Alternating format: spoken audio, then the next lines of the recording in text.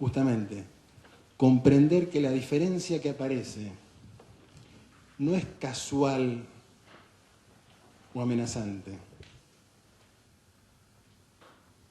sino que lo que está apareciendo es una estructura de la que yo formo parte, tanto como forma parte en los otros. Eso es otra inteligencia. ¿Lo repito? Digo, para la inteligencia animal, lo evolutivo ha sido cualquier diferencia, ubicarla en relación a la amenaza o a la gratificación, ¿verdad? Y hacerlo con mucha rapidez. Esto es maravilloso. Esto es una maravilla de la vida, que el sistema nervioso sea tan rápido como para ubicar el estímulo. Pero para ese nivel de inteligencia, el estímulo siempre es o gratificante o amenazante, pero sobre todo es independiente del que percibe.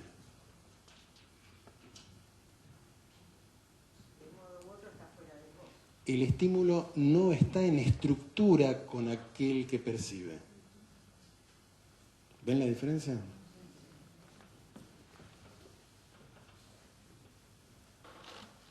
Para decirlo bien concreto, el animal humano primero se define como nación o como tribu e idealiza que forma parte de la humanidad. ¿Se ve? Espontáneamente nos sentimos ante una diferencia racial o de creencias o de historia que estamos en estructura, que formamos parte de la misma estructura, que somos distintos aspectos de la misma realidad. Instintivamente no sentimos eso y no percibimos eso. Estamos muy lejos de ese instinto.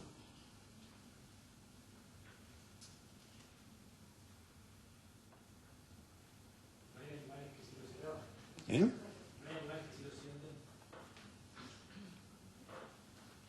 Hasta donde sepamos nosotros, el animal lo que hace es ubicar peligro, amenaza, gratificación. ¿Sí? Reconoce la propia especie, igual que nosotros.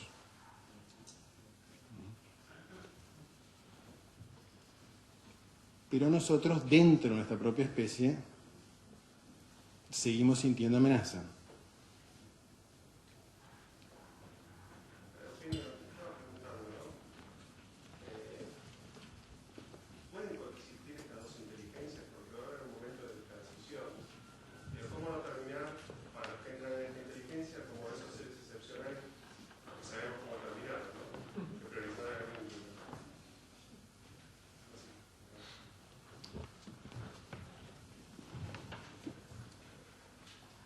A ver, uno podría dar una respuesta idealista a eso, ¿cierto?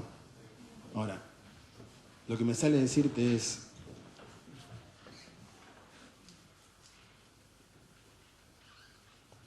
para nosotros es un enorme esfuerzo poder pensar y sentir que el vínculo es anterior a lo que yo soy. Es decir, que yo soy una trama de vínculos. Sí, sí. Cognitivamente... Cognitivamente no. Una vez que vos cognitivamente digo, podés experimentar. Sí, pero no lo sentimos. A ver, ¿Hay una masa grande de personas? No, está bien, pero no es para discutir. Lo que te quiero decir es, ¿lo sentimos nosotros? Porque es fundamental que nosotros podamos sentir que el vínculo es anterior a la identidad, que la identidad surge de una trama vincular. y que está en estructura siempre vincular. Digamos, toda nuestra conversación es, bueno, nosotros hasta ahora hemos idealizado esto porque hemos creado modelos que nos han dicho esto. ¿Vamos bien? Que el vínculo es más importante que nosotros. Ahora traten de ver la dificultad. El vínculo, ¿qué vínculo? ¿El vínculo con los de mi tribu? ¿O el vínculo con todos? Digamos, justamente, los que han dicho que estamos entramados en una sola trama, ¿qué conclusión hemos sacado? Son seres excepcionales.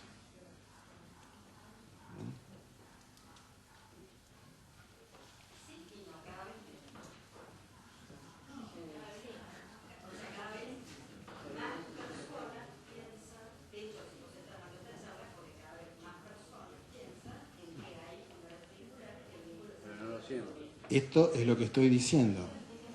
¿Sí? Esto es lo que estamos haciendo. Pero déjenme agregar justamente que el problema es sentirlo y no solo pensarlo. ¿Sí? Estamos aprendiendo a pensarlo y ya es muy difícil pensarlo. Porque pensarlo en el pizarrón, podemos pensarlo. Pero todos ustedes saben que en un vínculo concreto entre 4 personas,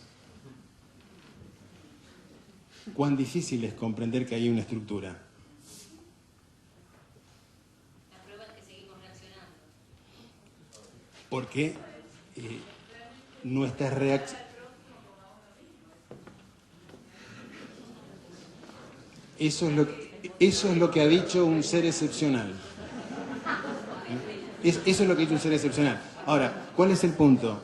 ¿A dónde voy? Y no es... A ver, tratemos de no escucharlo por acción y reacción. Lo que estoy diciendo es que eso que fue dicho por un ser excepcional, nos tenemos que dar cuenta que ya no es posible que eso sea excepcional. Que ese proceso está dentro nuestro. En consecuencia, el proceso psíquico de aquellos seres que hemos llamado excepcionales, tenemos que comprender que está dentro de cada uno de nosotros. Entonces tenemos que comprender nuestro proceso psíquico de un modo completamente diferente al que hasta ahora lo hemos comprendido. Porque hasta ahora hemos comprendido nuestro proceso psíquico en función de la creación del centro. ¿Sí?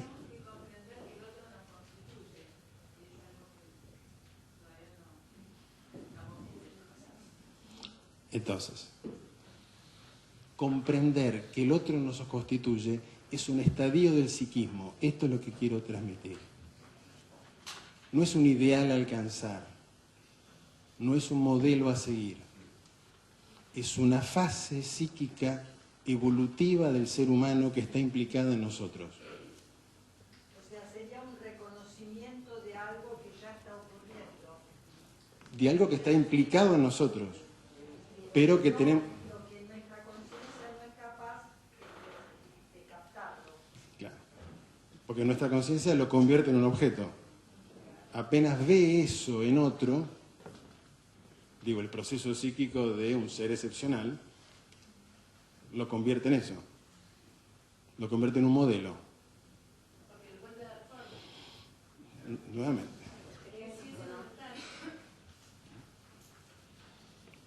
Ahora, toda la conversación apunta a eso. Es posible que hoy el proceso psíquico de la especie humana revele una nueva capa completamente diferente que hasta ahora creíamos que era solo para seres excepcionales. Bueno, esto hay que investigarlo. No podemos decir que sí ni que no. ¿Sí? Decir que sí o que no es tener una posición de antemano. Esto hay que investigarlo. Esto hay que meterse profundamente. ¿En qué sentido meterse profundamente? Porque lo que estoy diciendo, lo que estamos diciendo, lo que ustedes mismos han dicho, es que una inteligencia vincular no es el mejoramiento de esta inteligencia. Esta inteligencia no puede mejorar.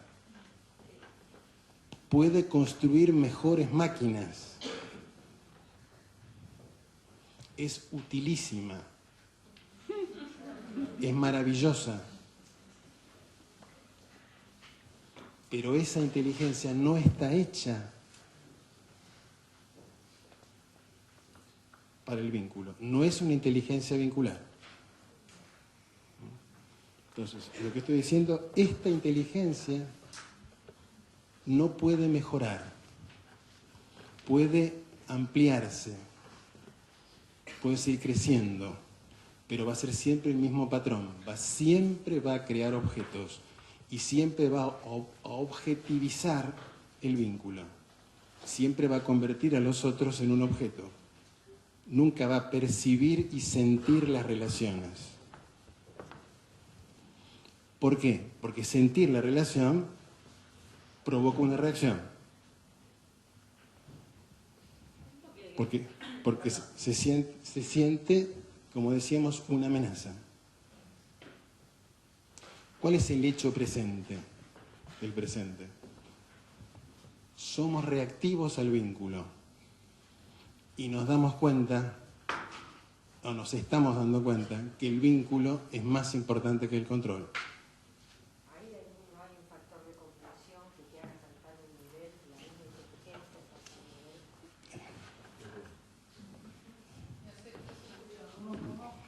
Dice, ¿la misma inteligencia no te hará saltar un nivel? Bien. Esa inteligencia vincular seguramente nace dentro de cada uno de nosotros. Está. Porque está en la vida, está en la evolución. La pregunta es, ¿por qué se destruye? ¿Por qué no florece esa inteligencia? O sea, si la convertimos en excepcional, la convertimos en un objeto y un modelo y tenemos que ir a buscarla afuera. ¿Vamos bien? Descartemos ese camino. Entonces el otro camino es que eso está presente. ¿Por qué no florece? Tal vez no era el tiempo. Y uno puede decir, florece, pero se destruye en el mismo momento que florece. Por la necesidad de mantener una identidad fija. Por el conjunto de reacciones que hoy son el hábito de lo que hoy somos.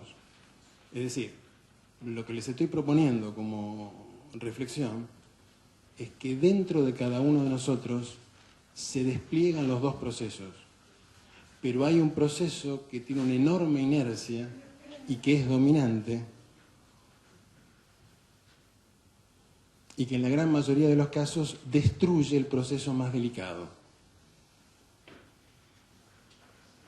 Entre otras cosas, porque el ecosistema que hemos creado para habitar, ¿en qué está basado? En el conflicto. ¿Sí? No, hagamos una exploración más. Y tratemos de verlo en su mayor complejidad posible. O sea que decidimos que el otro no es amigo. ¿Sí? El otro no es amigo. No, ¿es enemigo o es deseado? Si es deseado, quiere decir que tengo que hacer algunas estrategias para lograr mi deseo.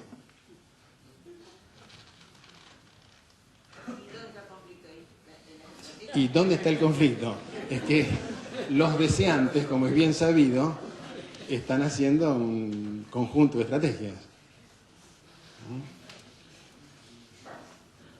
¿Ya cuántas veces dicen la verdad los deseantes? Seamos sinceros. ¿Por qué? Porque la inteligencia controladora tiene pánico de ser sincero en el deseo. No me mientan, ¿no? No nos vamos a mentir. ¿Por qué tenemos ese pánico? ¿Por qué tenemos miedo de ser sinceros en el amor? Bueno, exactamente. El objeto se corre. Y El otro sigue siendo un otro. porque puedo perderlo, ¿verdad? Porque me siento amenazado. Porque, ¿qué digo si soy sincero? Pongo en riesgo el vínculo. Es fantástico, ¿no? Porque quiero tenerlo. Claro. Pongo en riesgo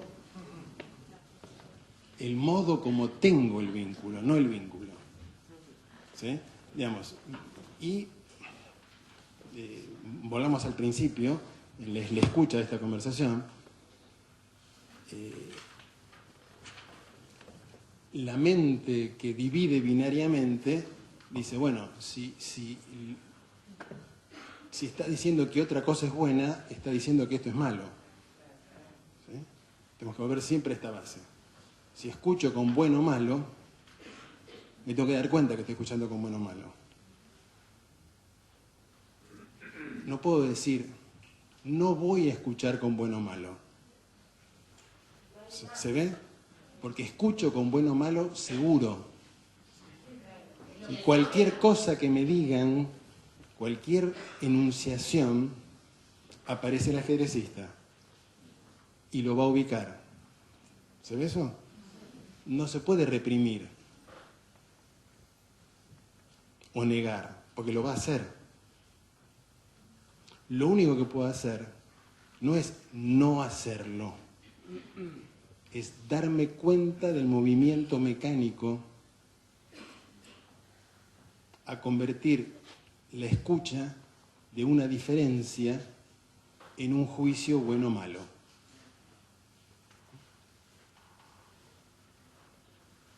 ¿Sí? Digamos, esto es el trabajo fundamental. ¿Por qué?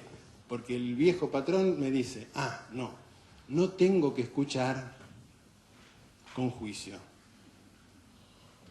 Lo cual, ¿por qué? Porque escuchar con juicio está mal. ¿Vamos bien? No hay salida. No hay salida, eso es. Por eso esto no puede mejorar. Cuando escuchás y te da ganas de preguntar, ¿qué sería? No, ahí estoy explorando. Estoy explorando. Porque a mí ¿Sí? me dio ganas de preguntarte qué pasa con los vínculos cuando hay duelos de seres importantes y cómo se transforma después de desaparecido el ser, cómo el vínculo se transforma, cómo se sigue transformando. O sea, ahí ya el control está. Queda realmente Bueno, sí me dejo transformar por la desaparición. Porque muchísimas personas, ¿qué hacen? Exactamente. ¿Qué sería? ¿A qué llamamos un verdadero duelo? aceptación en todos los niveles y todas las consecuencias de eso. Es decir, de la desaparición. Acepté la desaparición. Acepté la realidad del vínculo. Ese vínculo tiene esa desaparición concreta. Sigue siendo un vínculo, exactamente. Ahí se ve como el vínculo es más allá de la forma. Totalmente. Pero, y esto lo tenemos que mirar, nuestras reacciones espontáneas, ¿qué tienden a hacer? A negar la desaparición. A no incorporar la información de la desaparición para que se produzca una nueva manera del vínculo. Porque quiero conservar el vínculo como el mismo objeto que fue. Aquí está incluido algo que tiene que ver con amor. Cambia el modelo, hay muerte. Perfecto.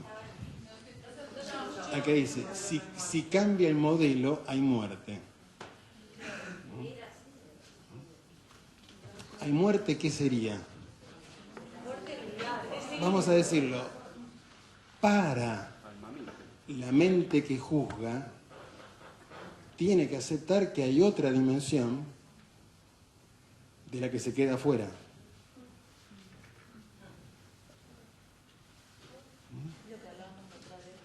Es decir, la mente que juzga está creando opuestos continuamente.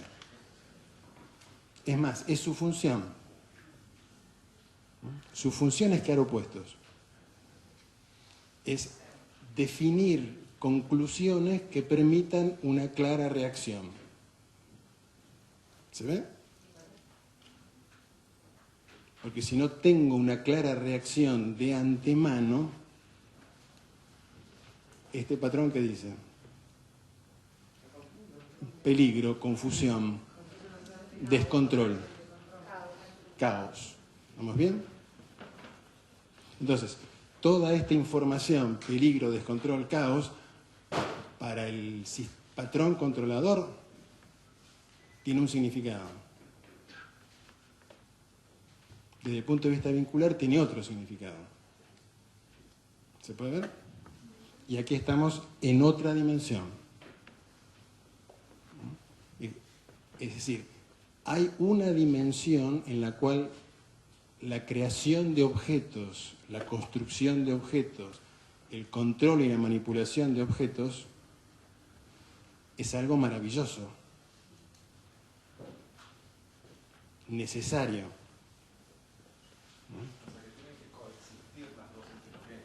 Exactamente. Pero sin que esta anule la otra. Bueno, por eso traigo este símbolo, lo tenemos detrás nuestro, porque nos está mostrando otra inteligencia. Justamente, la inteligencia controladora apenas escucha que algo quedó relativizado, concluye que hay que cambiarlo. Porque, ya llegó, porque está mal. Y entonces hay otra cosa que está mejor y quiere obtener inmediatamente lo que está mejor. ¿Quién quiere obtener lo que está mejor? El centro, que no se puede vincular. El centro quiere saltar a la dimensión vincular. Esta dimensión quiere saltar a la otra. ¿Se ve? Y el tema es que no puede.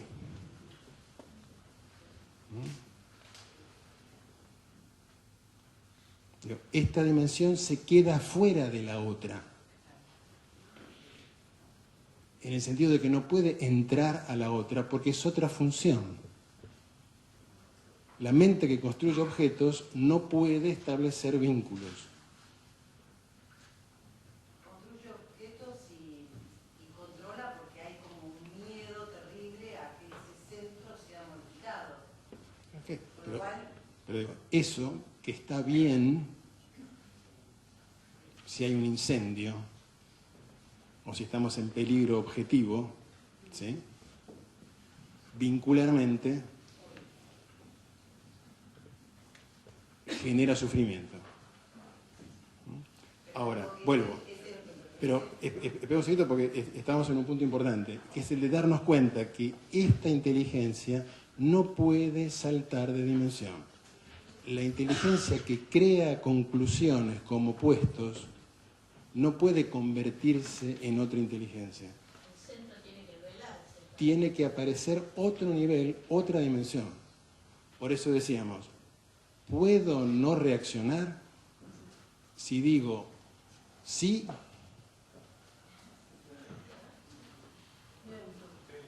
Ya me puse un modelo a seguir, ¿verdad? Entonces estoy atrapado. Tengo que decir, voy a ser consciente de mis reacciones. Es lo que puedo hacer. Pero ahí no debería mutar el instinto más que salga del pensamiento, de la reacción, sino es como la gravedad. No, pero por supuesto, lo que puedo hacer es advertir todo el sistema de reacciones. Todo.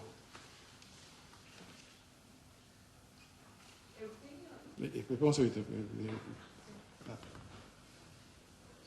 Si nos damos cuenta que esta dimensión vive en un mundo de objetos separados uno de los otros, los percibe así, los manipula así y organiza así, esta dimensión necesariamente es reactiva.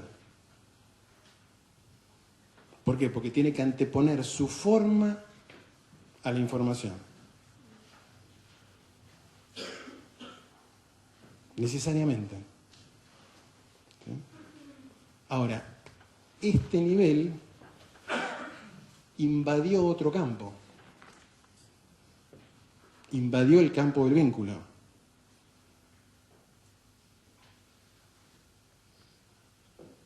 Convirtió al vínculo en objeto. No lo deja como información transformadora. No se deja transformar por el vínculo. Entonces, ¿cuál es el trabajo que tenemos que hacer? Y entregarnos.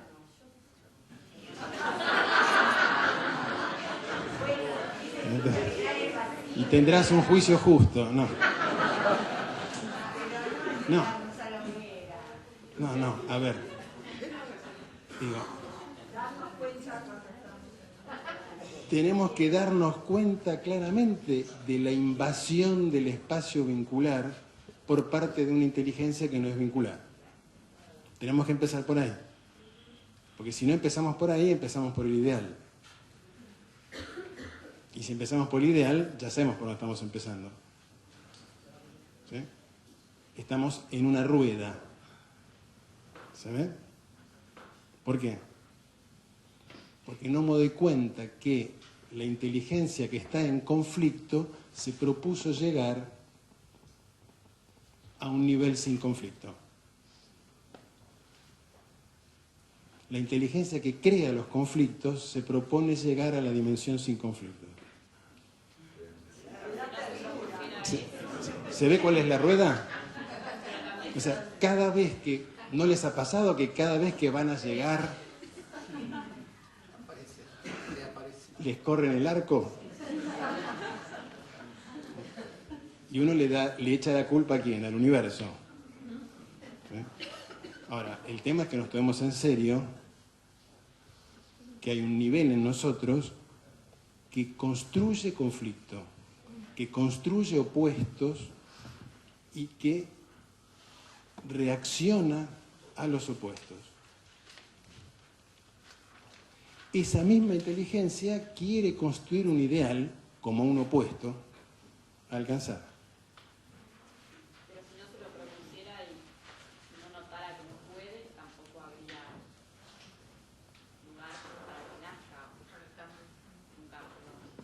Bueno, a ver, pero lo más probable, justamente, estamos diciendo, la dimensión vincular existe, existió y existirá.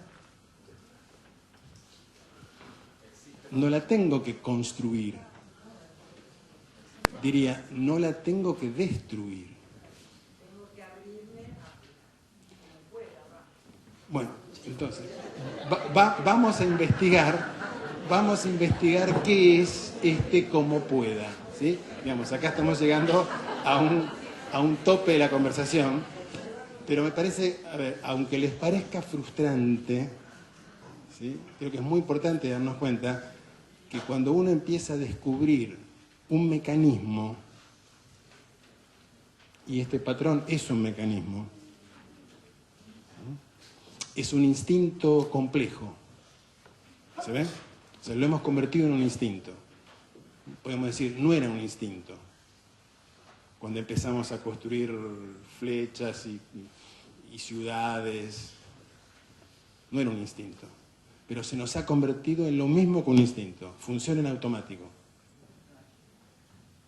Es un instinto de segundo orden. Es algo mecánico que se activa solo.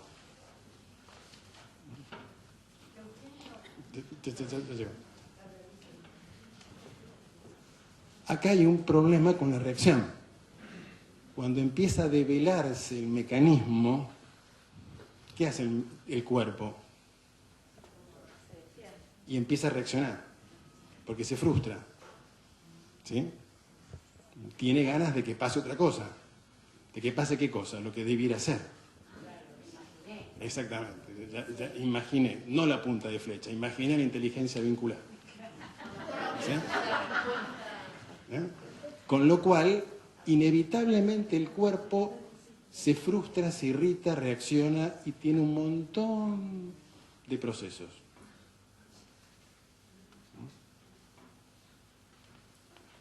Quisiéramos que no los tuviera, pero los tiene. Entonces, ¿cuál es nuestro trabajo? ¿Alcanzar la inteligencia vincular o explorar a fondo el mecanismo de la inteligencia controladora y de todas las reacciones corporales ligadas a esa inteligencia? Aunque no llegue a ninguna parte, porque lo que puedo hacer es tener tanta comprensión de las reacciones que de pronto, no por un acto de voluntad, se empiecen a vincular lo que antes no estaba vinculado dentro de cada uno. Pero no por un acto de voluntad, ¿se puede ver? Por saturación del conocimiento. Por una suspensión o modulación de la reacción. Es decir, entonces, esta inteligencia nos está diciendo que la evolución está tejiendo conexiones continuamente. La evolución, la vida misma, está tejiendo conexiones. Nosotros somos un entretejido de conexiones. Pero que hay una dimensión en nosotros que se ha convertido en un hábito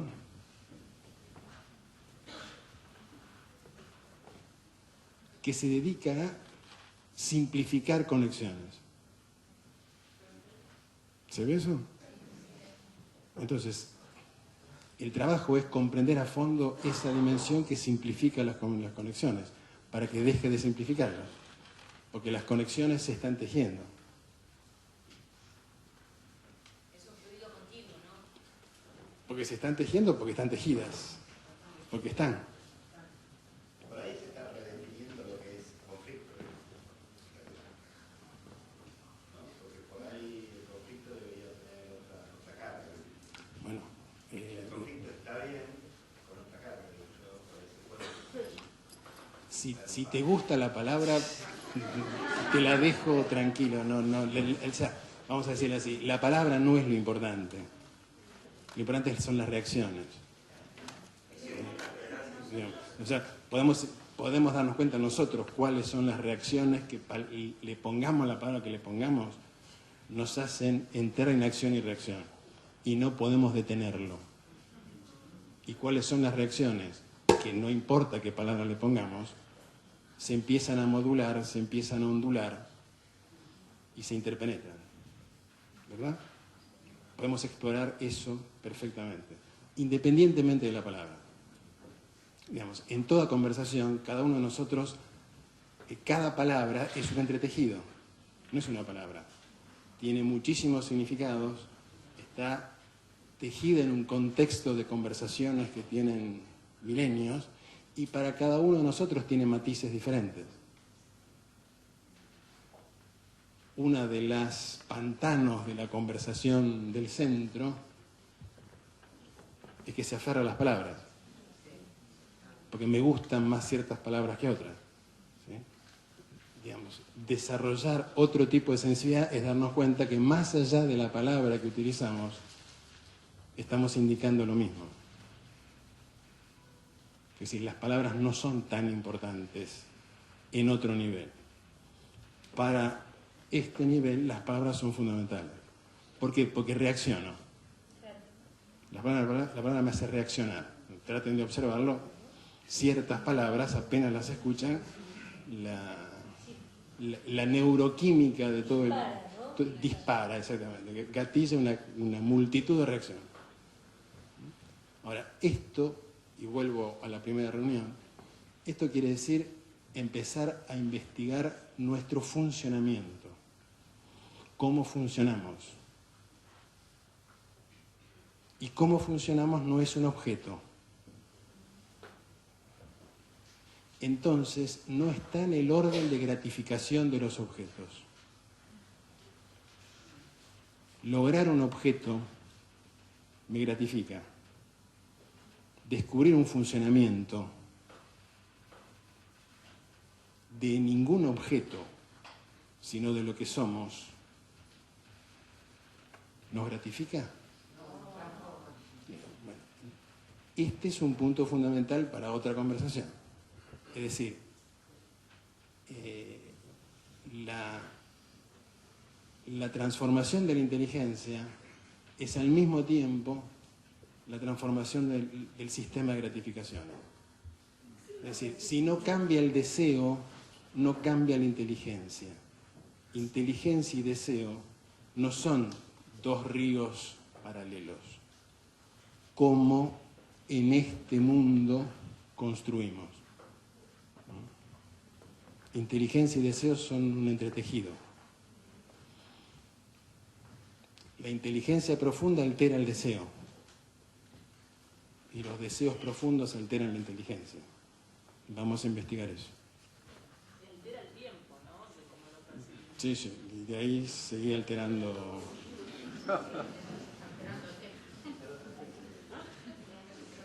Bueno. En la página de Casa 11 le subimos un artículo que se llama Inteligencia Vincular. Si quieren leerlo, tienen 6 paginitas. Nos puede servir para profundizar. ¿Cómo? Bueno, eso por ahí déjalo. Bueno, seguimos el lunes que viene.